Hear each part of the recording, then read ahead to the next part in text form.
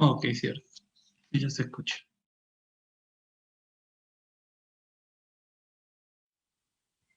Bueno, continuamos con esta sesión que ha estado súper interesante. Definitivamente, la pérdida ósea es una característica propia del envejecimiento y la infección por VIH asociado a la terapia antirretroviral aporta un factor de riesgo adicional en este proceso. De aquí la importancia del caso clínico que va a ser presentado a continuación por el doctor Francisco Barrientos, médico egresado de la Universidad de los Andes, experto en VIH con maestría ESTER, laborando en programas de VIH por 7 años en asistencia científica de alta complejidad. Además, es subdirector investigador científico en el Centro de Investigaciones de Asistencia Científica. Bienvenido, doctor. Somos todo oídos. Muchas gracias, doctora. Un gusto. Muchas gracias, doctora Elaine. Gracias a Sinvir y un saludo pues a todo el auditorio virtual. Después vamos a seguir en una línea similar de los casos que se han venido manejando la mañana de hoy en lo que serían las comorbilidades en la actualidad de nuestros pacientes, ¿no? Esto pues, no es un tema ya nada nuevo.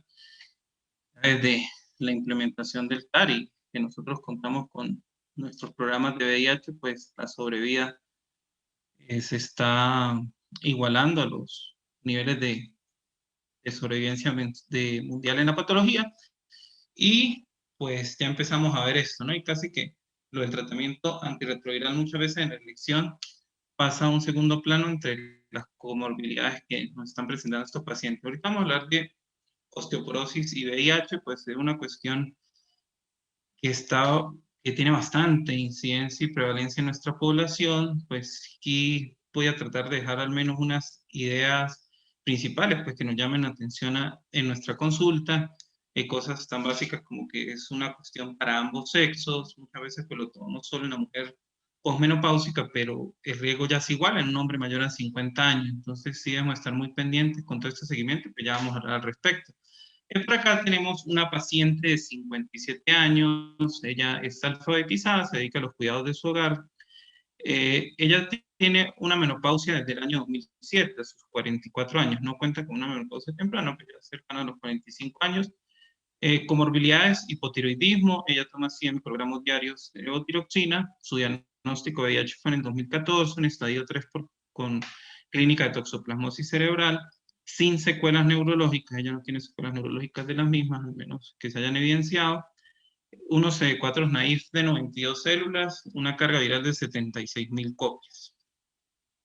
La historia antirretroviral de esta paciente, pues cabe mencionar que es una paciente que durante los primeros 4 años de su manejo no fue una paciente adherente, una paciente que de verdad, pese a que debutó con una entidad clínica importante, ella nunca se preocupó de mayor forma por su tratamiento. Ella siempre decía que estaba más pendiente de sus cosas, de cuidar de su casa, que cuidando los nietos, este tipo de cosas, hasta que pues, se logró con mucho trabajo por parte del grupo de adherencia, pues lograr incorporar a esta paciente. Ella inició con un tratamiento originalmente a caberlamidina y nevirapina. Esos 3 años que salen allí son quizás con una continuidad no superior a 11 meses acumulados, hubo demasiadas interrupciones. Luego, en diciembre se intenta un reinicio, luego unos 6 meses de interrupciones. Ella dijo que pues, querían lo menor posible menos tabletas, se dejó caer la medida de Fabines en diciembre de 2017 hasta julio de 2018, porque hace un fallo virológico y el genotipo pues, nos muestra la 74V, 184V, 103N y 190A, pues dejándonos sin opción del abacavir, si deja una hipersusceptibilidad tenofovir y udina, y en los nucleócidos afectando EFAVI, nevirapina, y de forma parcial rilpivirina y atravirina. Los puntos. En base a eso, pues hizo un ajuste de julio de 2018 con tenofovir, tricitabina, atazanavir y ritonavir. La paciente luego de esto sí ha sido adherente, ya se ha mantenido en su presión virológica durante ese periodo hasta la actualidad. Se le insistió en ese momento que la tenemos adherente en hacer la densitometría ósea, demoró bastante, ya cuando estaba pues, más convencida vino lo de la pandemia, y ya ahorita pues que se retomó todo, la logramos hacer. Entonces tenemos una densitometría ósea del 16 de septiembre con una puntuación Z en columna de menos 4.4 y una puntuación T pues bastante afectada, menor a 5.1. En cuello femoral, en realidad ahí hay un error de tipias, es menos 3.1 y menos 2.1 el T-score en cuello femoral, que puede ser de los criterios principales para lo que ya vamos a hablar. Ella es una paciente que presenta actualmente sobrepeso por malos hábitos nutricionales, por sedentarismo, y una escala de FRAX de 3% a 10 años, que ya pues vamos a hablar de la validez de FRAX en este contexto. Y lo otro, pues ya último a tomar en cuenta con esta paciente, es que es una paciente con dislipidemia. A esos malos hábitos nutricionales y el sedentarismo, los triglicéridos en 236 y un colesterol total en 252, el HL pues cercano a los 45 y una LDL en 162, ¿no? Cerca de los valores ya de 170 para indicación de estatinas. De la paciente, entonces, bueno, vamos ya a la situación. Entonces, ¿qué podemos pensar que está contribuyendo a esta pérdida de la densidad mineral ósea?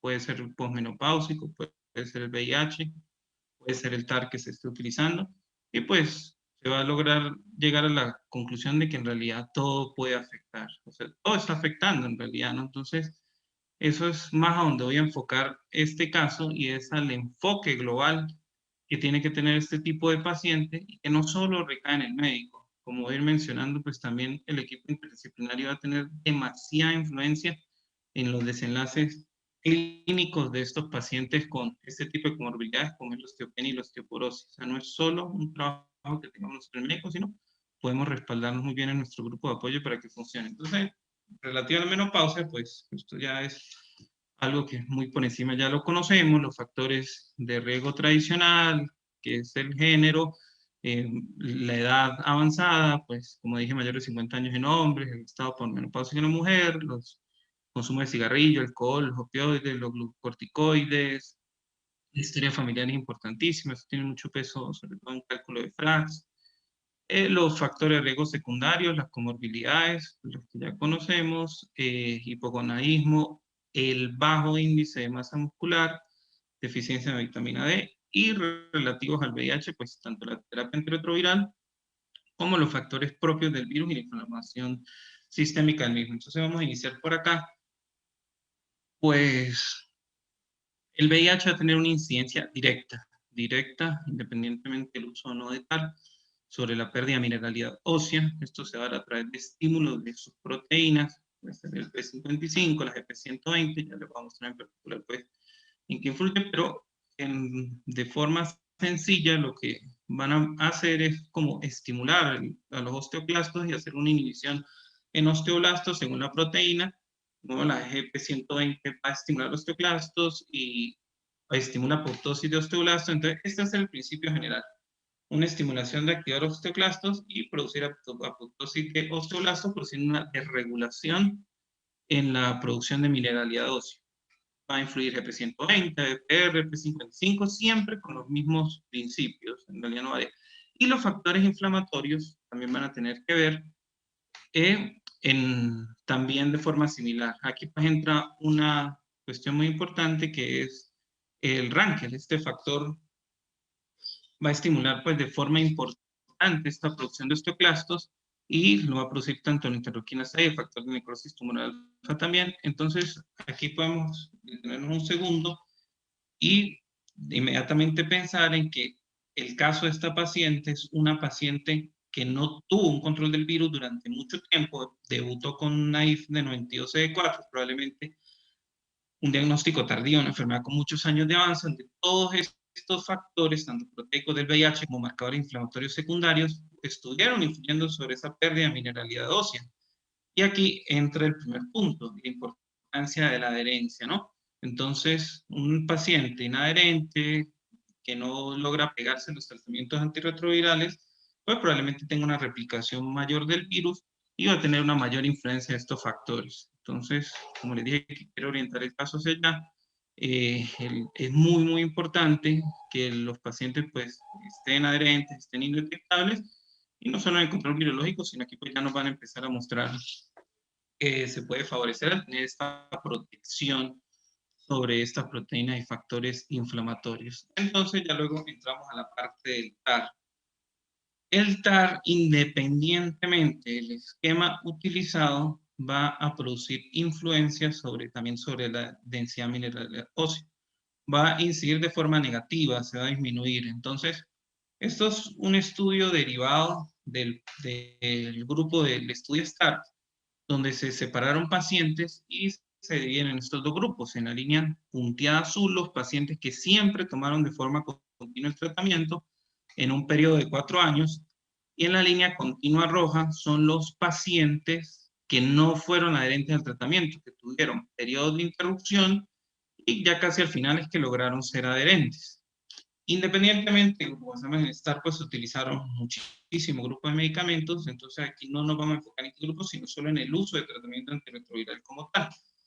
Y aquí tenemos el cálculo de densidad mineral ósea en cadera, las hizo a través de DEXA, y recordamos que los pacientes con continuidad en el tratamiento es la línea punteada azul, y efectivamente se ve eso, que al pasar 4 años se ve una disminución porcentual importantísima. Bueno, se ve la significancia estadística en que los pacientes tuvieron la pérdida de mineralidad ósea con el tratamiento TAR.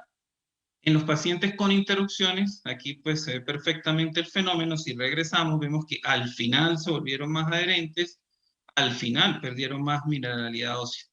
Entonces, aquí sí hay una cuestión muy importante, y es que al iniciar tratamiento antirretroviral, el patrón de disminución de la densidad mineralidad ósea se da principalmente el primer año. No se puede concluir absolutamente, pues, pero sí se tiene una hipótesis de que pudiese ser un proceso de reconstitución inmune. Y aquí vuelve a influir lo de la adherencia. Los pacientes que tienen múltiples interrupciones y reinicio de tratamiento antirretroviral siguen presentando este fenómeno, presentan descensos abruptos en la densidad mineral ósea, y luego de un año de tratamiento continuo se estabiliza. Entonces, importantísimo reforzar eso, de que el paciente pues no tenga estas interrupciones, porque al cesar nueva supresión de carga viral, nuevos aumentos de CD4, vemos que se pierde mineralidad ósea durante el primer año. Y luego pues se alcanza un nivel más estable. Entonces, pues por supuesto el riesgo-beneficio no se piensa, claro que sí que usar tratamiento antirretroviral, pero estos pacientes pues, presentan un patrón más predecible. Pierden mineralidad ósea, pero se estabiliza luego del primer año. Aquí pues lo vemos a nivel de columna, también por DEXA, y totalmente similar los hallazgos, ¿no? Nada más continuidad de tratamiento, más pérdida de densidad mineral ósea. Ya teniendo claro cuál es el TARO, luego hay que ver cuáles son los tratamientos antirretrovirales que más pueden producir este fenómeno. Entonces tenemos aquí un metaanálisis de todos los, recopilando estudios de 1988 hasta 2009, 21 años de seguimiento, de recopilación, donde pues sí se puede ver que el uso del tenofovir se ve con un radio pues de riesgo mayor al de otros esquemas, ¿no? Sobre todo hablando de backbone en cuanto a los de abacavir y sidudina. Esta comparación se hizo directamente entre tenofovir y abacavir, pues está el estudio ACER, hay también dos ACTG que logran certificar esto, y pues por ese lado pues ya podemos ir sacando una conclusión en el manejo, por ejemplo, el caso de esta paciente, ¿no? En esta paciente en particular pues no se pudiese hacer ese switch porque recordamos tiene 74 y 184, pues nos disminuye un poco la efectividad del uso de abacavir, no nos contraindica el uso de abacavir por el alto puntaje de resistencia. Pero en otro tipo de pacientes, solo este switch sencillo de tenofovir a abacavir nos puede dar una gran ventaja en la remodelación ósea favorable, ¿no? Por supuesto, pues ya vamos a hablar de TAF, es una muy buena opción, pero si tomamos en cuenta, pues, en las partes que no pudiese haber acceso a este tipo de medicamentos, un simple cambio de tenofovir a abacavir ya pudiese, y ahí, como les digo, en el láser se hace directamente y se evidencia la ventaja de esto. Luego, en cuanto al acompañante, pues viene una cuestión importante y es los IPs como tal, ¿no? Porque no solo es tenofovir, los IPs también tienen un ruido importante en cuanto a la pérdida de mineralidad ósea, esto a través de la inducción del citocromo P450, que va a actuar sobre la síntesis en la vitamina D, el procesamiento de vitamina D. Entonces, aquí ya tenemos la parte de IP, ¿no? Pues se puede ver que atazanavir potenciado presenta también relación, que cuando ellos hacen los ajustes de parámetros según los otros factores, pues para evitar confounding, pues ya se acerca un poco a la línea base, ¿no? Pero sí se ve que tanto tozanavir como lopinavir o el propio ritonavir presentan mayor nivel de pérdida de mineralidad ósea. Pero, como les explicaba, esto no contraindica que sea muy válido un cambio en un paciente que se pueda hacer de tenofovir a tozanavir a abacavir a tozanavir. Hay estudios que han mostrado la ventaja de estos cambios. Así se ve en la mineralidad ósea ventaja. Entonces, si en algunos casos no hay acceso, hay niveles de integrasa, acceso a TAF, pues un simple cambio en el backbone, analizando por supuesto a cada paciente, pudiese ofrecer muchísimas ventajas en esto. Y eso está demostrado y pues los estudios así lo dicen.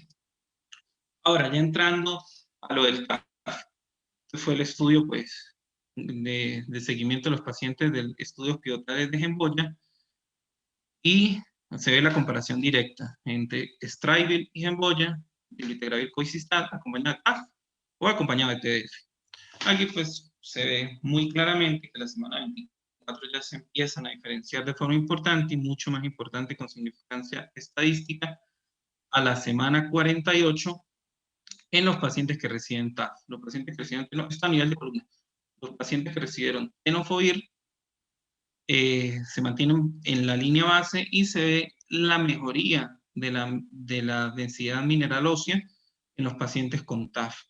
Si vamos a cadera, incluso con tenofovir no se mantuvo en la línea base. Hay una disminución a nivel de la semana 48 en el grupo de pacientes con tenofovir.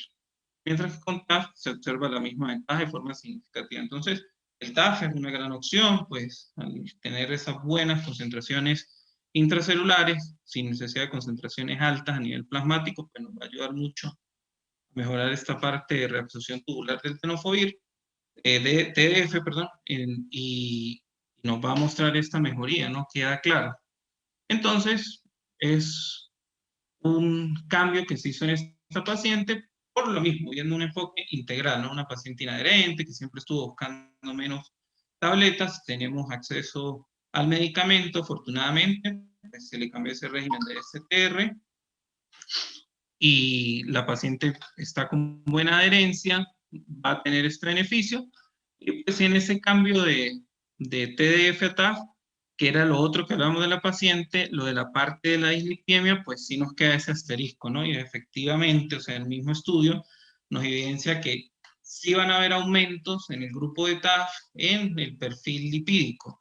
Sí va a haber aumento en el colesterol total, va a haber aumento a nivel de triglicéridos, va a haber un aumento del riesgo cardiovascular mayor a los pacientes que reciben TDF.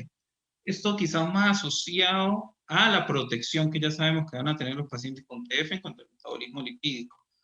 Quizás no sea algo asociado a un riesgo por TAF, sino que nos quitamos esa protección de encima, ¿no? Entonces, pues sí tener en cuenta que pues nada, no es perfecto, y lo único que sí estaríamos sumando a esta paciente sería un poco en la parte de riesgo cardiovascular y perfil lipídico, porque nos tocaría un enfoque nutricional muy, muy importante con ello, porque sí vamos a sumar acá un poco de riesgo. En Colombia, pues tenemos este estudio, un estudio pues bastante interesante que se publicó en Infectio, con muy buena muestra, 180 pacientes, en el cual, y también con muy buena metodología, se hizo DEXA en todos los pacientes, nos certifica esto que venimos hablando. Ellos en sus resultados se encuentran en riesgo asociado al uso de tenofovir en tricitabina con unos radios de 3.66 con un intervalo de confianza entre 1.2 y 11. Entonces nos certifica que en nuestras circunstancias, con nuestra incidencia a nivel de solar del trópico, también se evidencia que el tenofovir va a contribuir a esta pérdida de densidad mineral ósea, ¿no? Este artículo local es súper interesante, el 2017 nos muestra más lo mismo. Entonces ya, en cuanto al manejo, las intervenciones no farmacológicas son muy sencillas.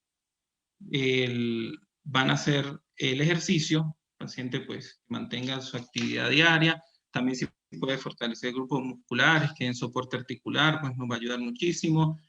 Nutricional es muy importante, y ya lo vamos a hablar ahorita un poquito más en la parte de tratamiento farmacológico del calcio, lo vamos a relacionar un poco mejor. Y hábito modificar el estilo de vida, evitar cigarrillo, alcohol, pues esto va a ser fundamental. En la intervención farmacológica, ¿con quiénes debemos usarla? Los criterios de inicio son en hombres mayores de 50 años que presenten una escala de riesgo de FRAX mayor a 10. Aquí hay una cuestión, la escala de FRAX pues es válida por supuesto, pero no está validada en VIH, ¿no? Por eso muestra una oportunidad de investigación, porque en realidad en todo el mundo no hay un estudio concluyente del ajuste necesario para VIH. Algunos sugieren 3%, pero en realidad eso no se ha concluido.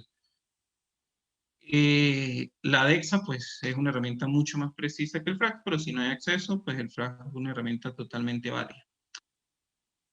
Pacientes hombres mayores de 50 años con fractura anterior, con riesgo de FRAX mayor a 10, o con densitometría ósea DEXA, con índices de femorales de desviación estándar menor a 2.5, con osteoporosis franca o con antecedentes de fractura anterior, deben recibir intervención farmacológica. En las mujeres es lo similar, solo que la edad no es mayor a 50 años, sino sencillamente de la posmenopausia que se pierde ese factor de protección estrogénico. Entonces vamos a lo primero, calcio con vitamina D. Esto no se ha concluido en VIH, pues otra oportunidad también importante de investigación, ¿no?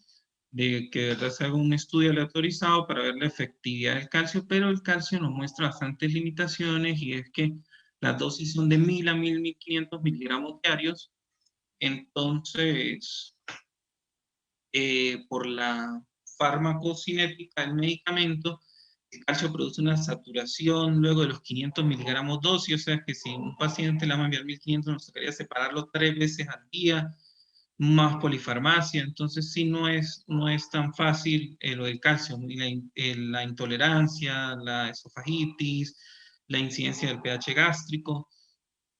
Entonces, ¿qué es lo ideal acá? Y vuelvo entonces a lo que quiero dejar, la parte nutricional. Aquí vamos a apoyarnos muchísimo con nuestros y nuestras nutricionistas para que la dieta sea el principal aporte. Incluso la suplementación debe ser solo para los pacientes que no logren ingerir en su dieta estos niveles de calcio. Si se ingieren con la dieta no es necesaria la suplementación y va a ser mucho, mucho más fácil el manejo. Pues, alimentos ricos en calcio y con un buen plan nutricional, esta suplementación quizás solo nos haga necesitarla en vitamina D, una dosis de vitamina D, porque sí a veces es un poco más difícil alcanzar con la dieta.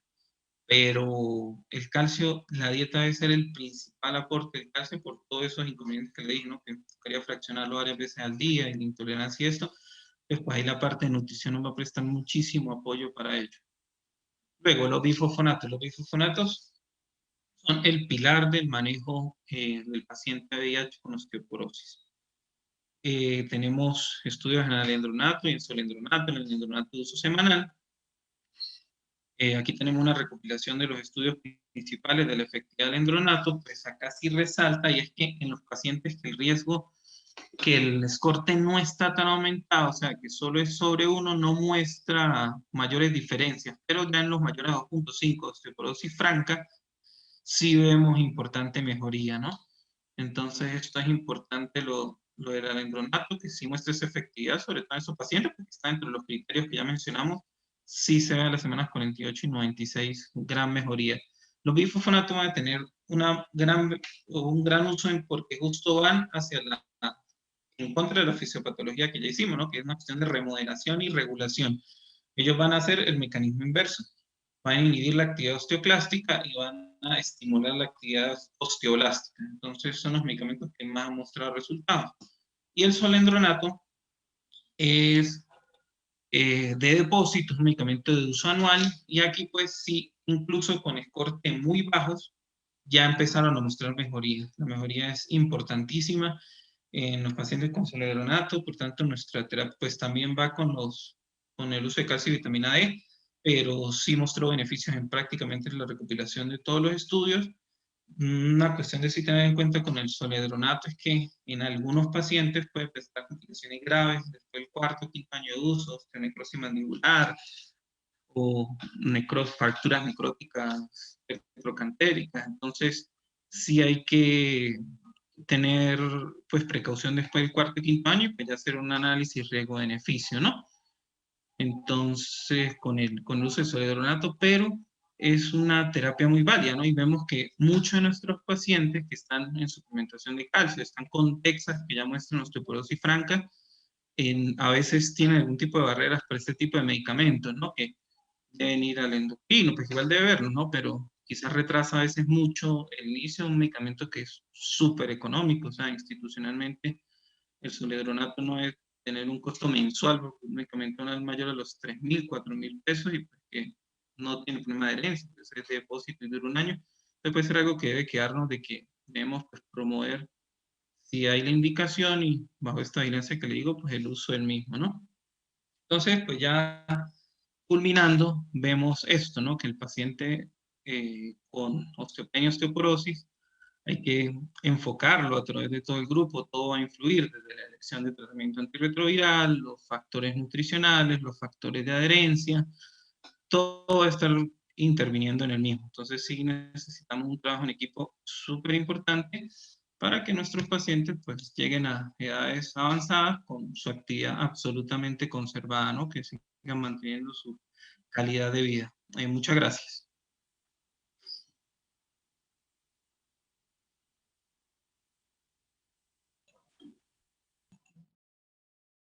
Excelente presentación, doctor Francisco. Definitivamente, digamos que es un caso excelente para cerrar esta sesión, donde nos queda claro que en el paciente viviente con VIH no solo nos enfrentamos a complicaciones derivadas de la inmunosupresión, cuya mayoría corresponden a infecciones por oportunistas, sino que hay otra serie de complicaciones no infecciosas que, como dije en un inicio, nos exige tener la agudeza clínica y la intervención temprana de estos pacientes, como corresponde a nuestros programas de abordaje integral. Excelente presentación para cerrar este grupo de casos clínicos. Que tenga buen día. Igual, un gusto. Muchas gracias. Continuamos Hasta luego. en el curso de Asimvir. Gracias.